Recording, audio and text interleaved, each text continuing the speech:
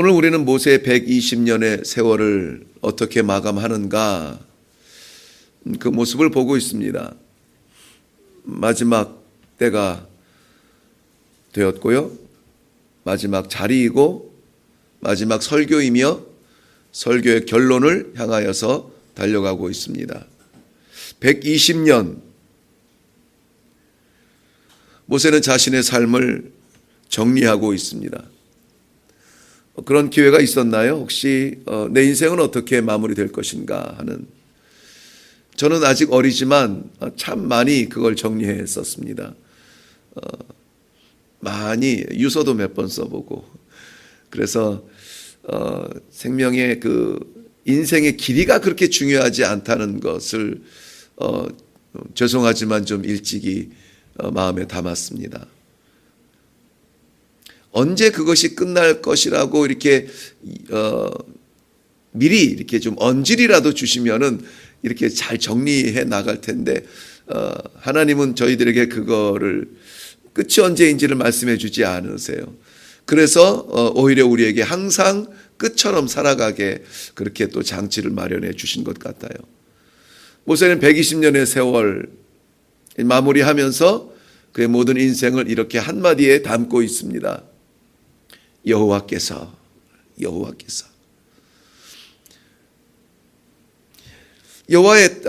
모세의 탄생은 불안정한 정국 가운데서 태어났습니다. 태어나는 아기들, 남자아이들은 모두 죽여라.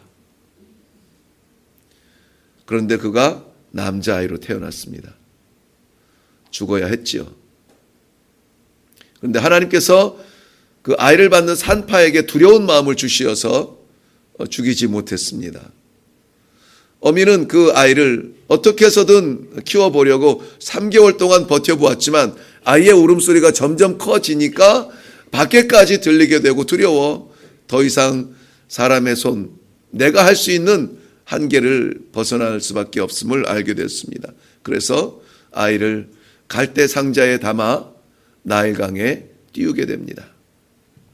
나일강에 띄운 것은 그냥 강물 위에 어디든 흘러가다가 멈추면은 그곳에서 살든지 이러한 막연한 희망이 아니에요. 물은 당시 고대 근동의 생명의 의미로 믿어져 왔던 그러한 것입니다. 물이 귀한 것이고 물이 있다면 살고 물이 없는 곳은 아무리 부유해도 죽을 수밖에 없는 곳이 그러한 광야 지역에서 자랐던 사람들의 경험입니다. 특별히 애굽에는 많은 신들을 섬기고 있는데 그 가운데 이 물의 신은 생명의 신이에요. 그들은 이 태아가 어머니의 뱃속에서 이미 물속에서 자라서 물속에서 나오기 때문에 물에서 태어난다고 봅니다. 그래서 모세의 어미가 모세를 나일강에 띄웠을 때에는 이 아이를 방치하는 것은 아니었어요. 이 아이를 아무쪼록 생명 가운데, 영원한 생명 가운데 거할 수 있기를 바라는 마음으로 그렇게 나일강에 띄워 보내게 됩니다. 그런데 공교롭게 태어나는 모든 남자아이를 죽이라 명령했던 그 바로 왕의 공주의 눈에 발견이 되고 그의 손에 의해서 40년 동안 양아들로 왕자로 교육을 받으며 궁중에서 자라게 됩니다. 40년 만에 그는 다시 성경에 등장을 하는데요, 살인자로 등장을 하죠. 유모에 의해서, 유모가 어머니죠. 유모에 의해서 히브리 민족에 대한 정체성을 갖고 자라오던 이 아이는 혼란 가운데 있습니다. 그러던 어느 날 자기의 동족을 괴롭히는 애굽의 병사를 쳤는데 그가 죽게 됐습니다. 그 살인자로 광야로 도망가서 40년 동안을 도망자로 살아가게 됩니다. 나이 80이 되어서 하나님이 가시덤불 사이에서 부르시는 소명을 받고 이스라엘 백성들을 그 애굽에서 구출해내는 큰 사명 앞에 서게 됩니다. 자신의 꿈은 아니었죠. 부르심 앞에 섰던 모세는 장정만 60만 명이라고 하는 대민족을 출애굽시키고 또 홍해를 건너 광야에서 40년 동안을 지도자로서의 생활을 하게 됩니다. 이 파란만장했던 모세의 인생의 발자취의 결론, 마지막 도장 꽉 무엇이냐? 여호와께서 하셨다는 것이죠. 여호와께서 하셨다는 것이죠. 궁중에서도 자라봤고 도망자로 광야에서 40년 동안 도망자로 살아도 보았고 지도자로서 40년을 살아봤습니다. 여러 모양 여러 우여곡절을 다 겪어보았습니다. 결론은 여호와께서 인도하셨던 길이었다는 것입니다.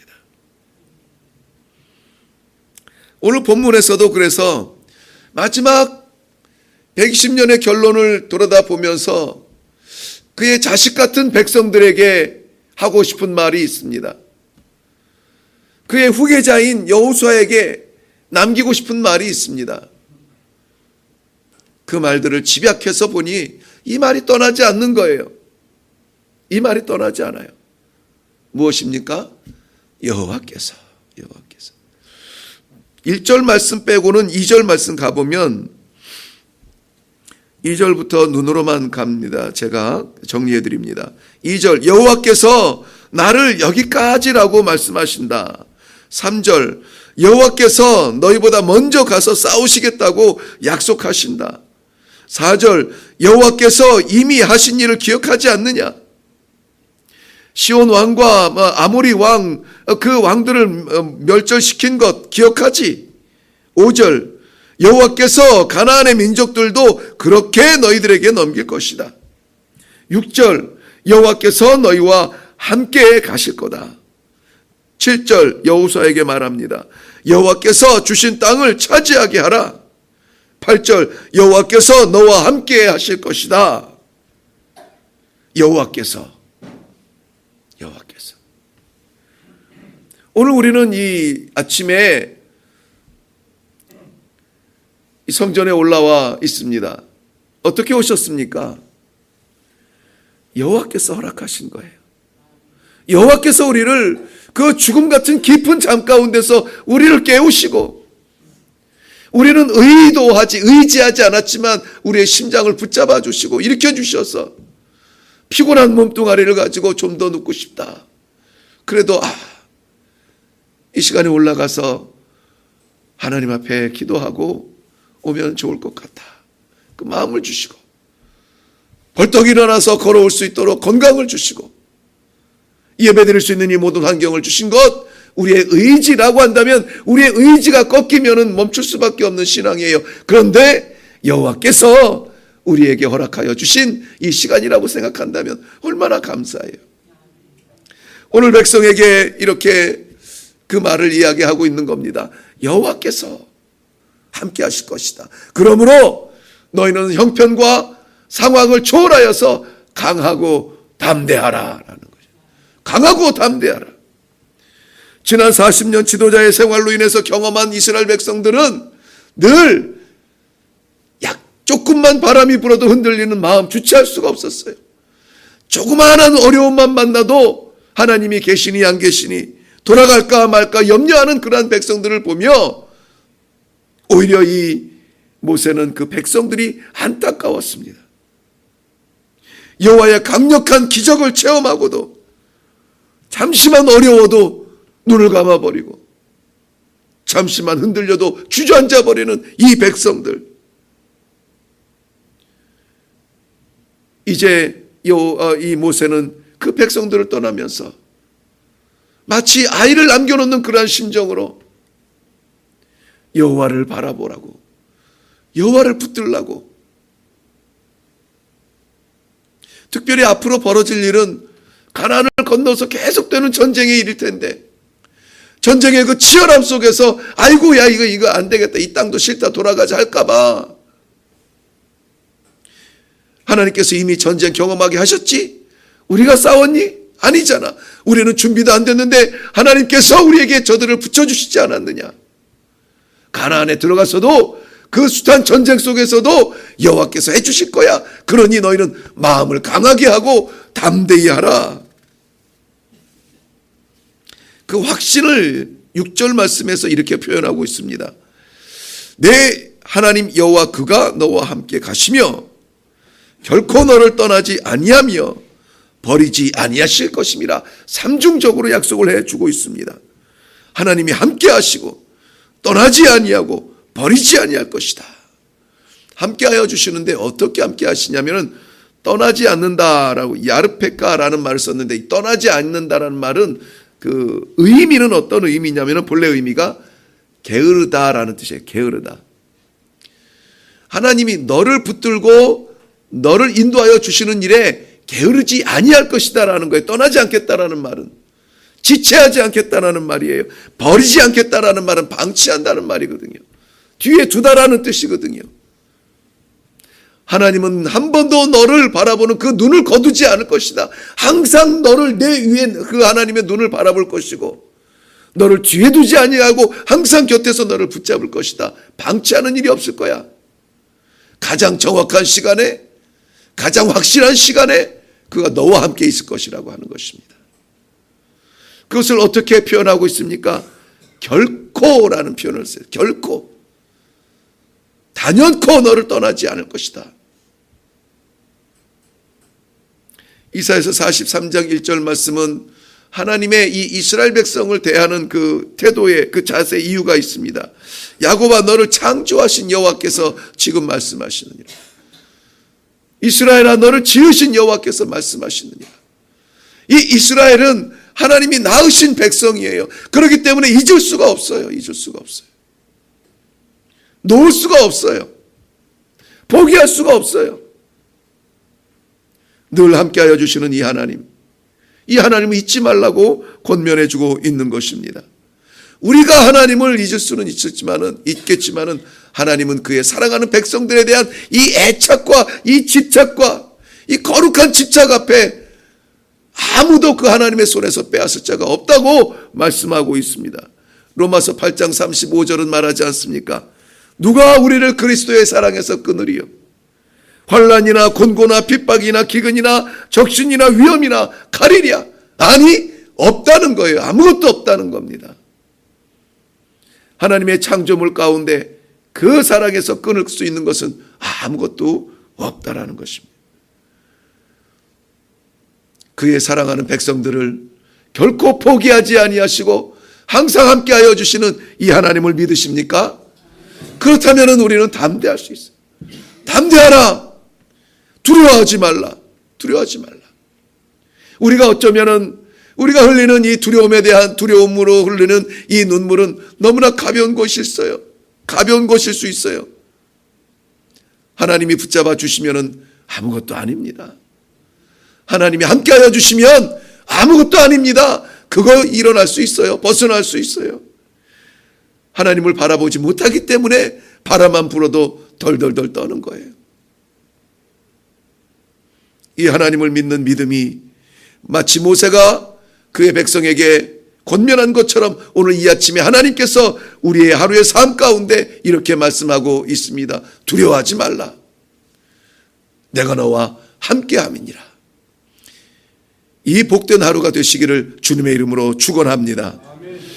두 번째는 이 백성들에게 했던 이 권면을 돌이켜서 이 그의 후계자인 여호수아에게 7절과 8절 말씀에는 권면하고 있습니다. 이 말씀을 묵상하면서 무엇보다 부러운 부분이었습니다. 무엇이냐면 모세에게 이러한 후계자가 있다는 거죠. 믿음의 후계자. 믿음의 후계자. 모세가 하나님을 사랑했던 그 신앙의 모습이 흘러갈 수 있는, 전승될 수 있는 이 여호수아가 있다는 것. 그렇기 때문에 모세는 아마 마음이 훨씬 더 가벼웠을 수 있습니다. 우리들에게 이 믿음의 후계자가 있습니까? 저는 이 말씀을 묵상하면서 이 표현을 꼭 남기고 싶었습니다. 우리에게 여호수아는 누구인가 하는 거죠. 믿음의 전승이 우리의 가정 가운데 일어나고 있는가? 믿음의 전승이 우리 교회 안에 이루어지고 있는가? 우리 그 기독교의 뿌리라고 말할 수 있는 뭐 그 전부터 이 기독교는 시작이 되지만은 그래도 뭐 선교의 뿌리요 뭐 교회의 모델이라고 하는 이 영국 교회들이 지금 무너져 가고 있는 것은 어제 오늘 일이 아닙니다. 이미 교회들이 팔리고 서점으로 팔리고 예식장으로 팔리고 우아한 아주 예약하지 않으면 갈 수 없는 고급 식당으로 팔리고 심지어는 이슬람의 그 회당으로도 팔리고 십자가 내리고 초승달 달아요 거기에다가. 그러한 일들이 그냥 그럴 수 있나? 실제적으로 그런 일들이 지금 일어나고 있습니다. 인도의 회교도들에게 팔리고 불교 사원으로 팔리고. 왜 그래요? 표면적인 이유는 그겁니다. 관리할 재정이 부족해서예요. 근데 나는 아무리 생각해도 그건 재정의 문제가 아니에요. 믿음의 전승이 이루어지지 않았습니다. 저희가 20년 전에 잠시 있을 때만 해도 교회 안에 젊은이들이 없었어요. 마치 오늘날 우리나라와 같아요. 젊은이들이 없어요. 그 당시는 감사하게, 영국에게는 감사해야 되겠죠. 기회였겠죠. 컴퓨터가 우리나라처럼 빠르게 도입이 되지 않았기 때문에 아이들이 책상에서 컴퓨터 안에 보낼 시간이 그렇게 많지는 않았습니다. 그러니까 아이들이 보내는 시간은 잔디밭에 나가서 운동하든지 교회에 와서 성경 공부하고 배우고 프로그램 하는 거였어요. 그래도 그나마 교회에 올 수 있는 여지가 있었습니다. 지금은 또 다르겠죠. 지금은 컴퓨터가 뭐 핸드폰이 많이 보급이 되었을 테니까 지금은 더 암담할 것 같아요. 우리나라도 마찬가지입니다. 교회의 젊은이들이 사라지고 있습니다. 아이들이 사라지고 있습니다. 아이들은 많아요. 교회의 신앙의 전승을 이어갈 믿음의 자녀들이 사라지고 있다는 겁니다. 길거리의 아이들은 많습니다. 예배당 안에 믿음의 자녀들이 사라진다는 것이죠. 가정마다 아이들을 안 낳는다고 해요. 그래도 아이 없는 가정이 있습니까? 가정마다 아이는 있어요. 그런데 믿음의 아이들이 사라져가고 있다는 것이죠. 오늘 그런 면에서 이 모세는 정말 부러운 삶을 마감하고 있습니다. 모세가 건너가지 못해도 모세가 바라보았던 가나안 땅을 이제는 정복할 여호수아가 있다는 것입니다. 우리가 꿈꿔오던 그런 신앙의 세계가 있잖아요. 우리의 믿음의 전승이 안 되면은 여기에서 끝나요. 소망에서 끝나요. 그 믿음의 세계를 살아갈 다음 세대가 없다는 것이죠. 민수기 27장 16절에는 모세의 이러한 염려가 진작부터 시작이 되었습니다. 그래서 그는 이렇게 기도했습니다. 여호와여, 주의 모든 육체의 생명이신 하나님이시여, 원컨대 한 사람을 이 회중 가운데 세워서 그로 그들 앞에 출입하여 그들로 인하여 여호와의 회중으로 목자 없는 양같이 되지 않게 하여 주옵소서. 목자 없는 양같이 되지 않게 하옵소서. 하나님께서 그 응답을 해주셨습니다. 다름 아니라 여호수아를 세워서 안수하게 한 것입니다. 믿음의 전승을 위하여서 우리는 기도를 게을리하지 않으면 안 됩니다. 당장에 급한 것, 당장에 아프고 당장에 묶이고 당장에 답답한 일, 이것도 우리가 기도해야 되지만, 그러나 그러한 일들이 해결이 되고 그러한 일들이 풀리고 그러한 성공을 이루어서 하나님을 위하여서, 하나님 나라를 위하여 쓰임 받으려면은 믿음의 다음 세대가 일어나야 되지 않겠습니까? 여호수아를 향한 모세의 당부도 역시 다르지 않습니다. 강하고 담대하라, 이거 하나였습니다. 강하다라는 말은 목표에서 눈을 떼지 말라는 것이거든요. 내가 하나님을 바라보고 이 40년을 올곧게 직진으로 걸어온 것처럼 여호수아에게 너도 하나님을 바라보고 나아가라. 그리하면 그 땅을 차지하리라 라고 말해주고 있는 것입니다. 오늘 우리의 기도의 제목 첫 번째, 하나님이여 우리의 가정에 믿음의 전승이 일어나는 믿음의 여호수아가 일어나게 해 주시옵소서. 이 기도가 우리는 먼저 되어야 될 줄 압니다. 그래야 우리가 읽어놓은 이 건강, 이 가문, 이 모든 것들이 아름답게 하나님 보시기에 아름답게 기쁨으로 드려질 수가 있는 겁니다. 아니면 어떠한 도굴이 될지 몰라요.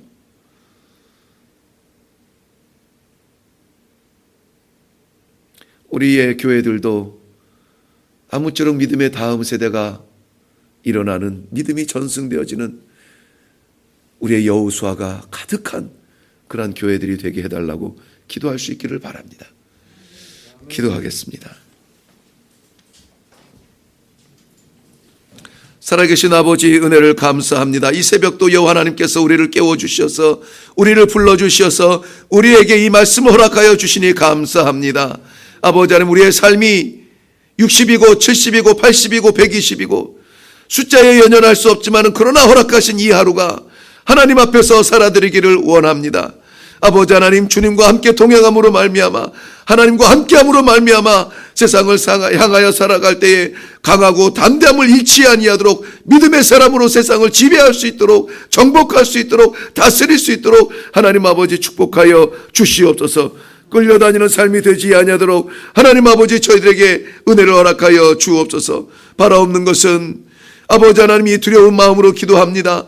우리의 가정이, 우리의 교회가, 믿음의 다음 세대가 사라지는 이 안타까운 현실 앞에서 하나님 아버지 다시 한번 기회를 주셔서 아버지 마음껏 주의 복음을 증거하며 주의 말씀을 선포할 수 있는 가정과 교회가 되게 하여 주시옵소서.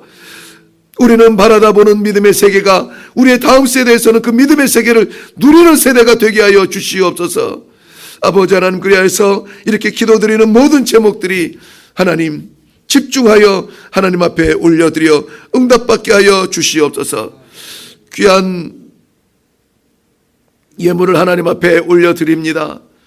새벽마다 말씀과 기도로 시작하게 하여 주신 것 너무나 감사합니다. 말씀 사역과 기도 사역, 아버지 하나님께서 허락하신 모든 사역 가운데 하나님 역사하여 주시옵소서.